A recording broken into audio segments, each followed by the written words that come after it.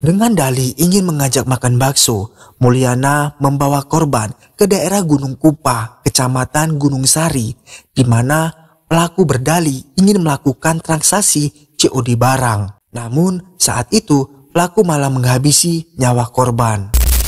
Assalamualaikum warahmatullahi wabarakatuh. Bagaimana kabar kalian hari ini?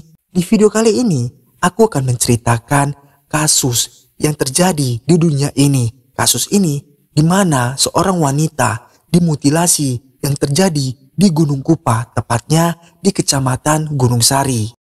Seorang pria bernama Mulyana tega menghabisi pacarnya sendiri dikarenakan didesak untuk dimintai pertanggungjawaban tentang kehamilan pacarnya tersebut.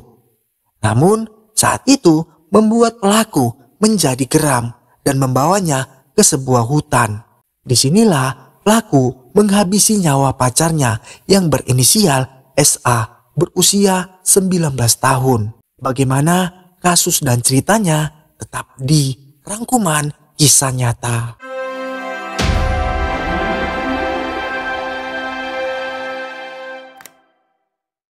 Mulyana, 23 tahun, warga Kampung Baru Ciberuk, Kecamatan Gunung Sari, Kabupaten Serang, Banten, ditangkap atas kasus pembunuhan dan mutilasi terhadap kekasihnya, yakni SA, 19 tahun.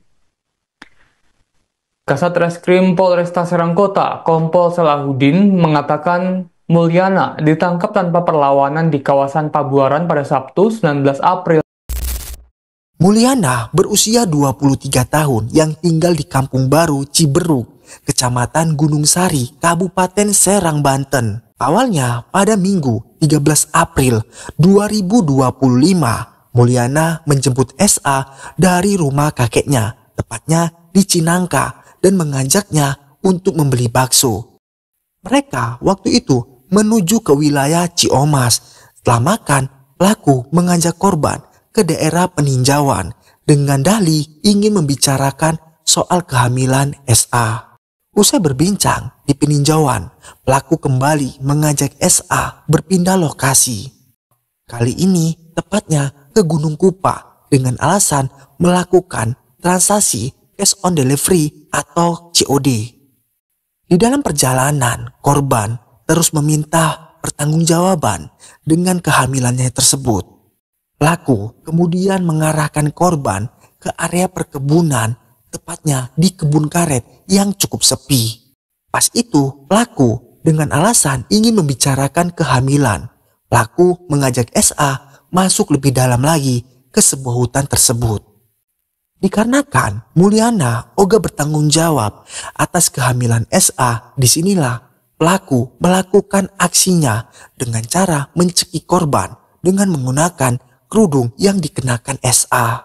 Setelah korban tidak sadarkan diri, pelaku lalu mendorong korban dari tebing yang cukup tinggi.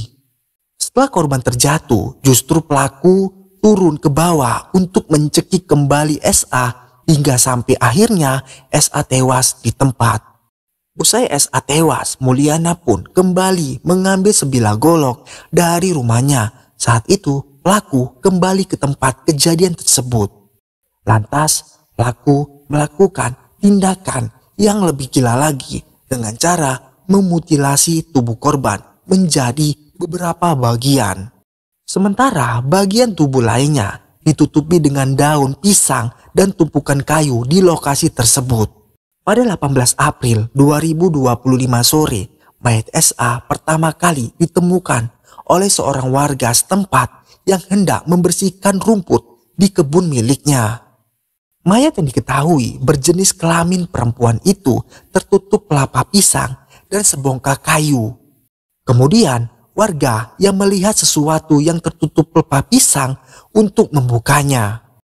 Saat itu sontak warga pun kaget saat melihat sesosok mayat perempuan tanpa kepala dan tangan kakinya, hanya menyisakan bagian tubuh saja.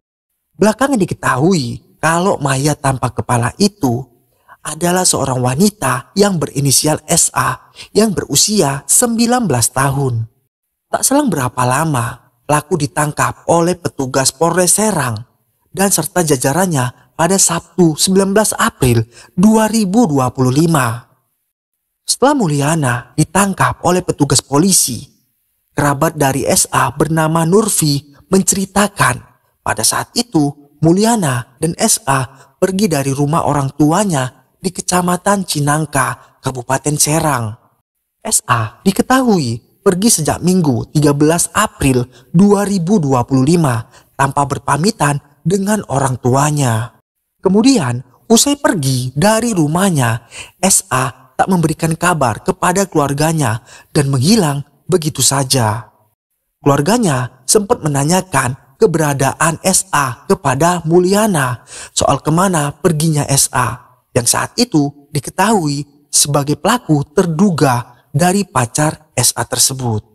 Keluarga meminta Mulyana datang ke rumah orang tuanya untuk menanyakan keberadaan korban, sebab korban terakhir kali keluar rumah bersama Mulyana.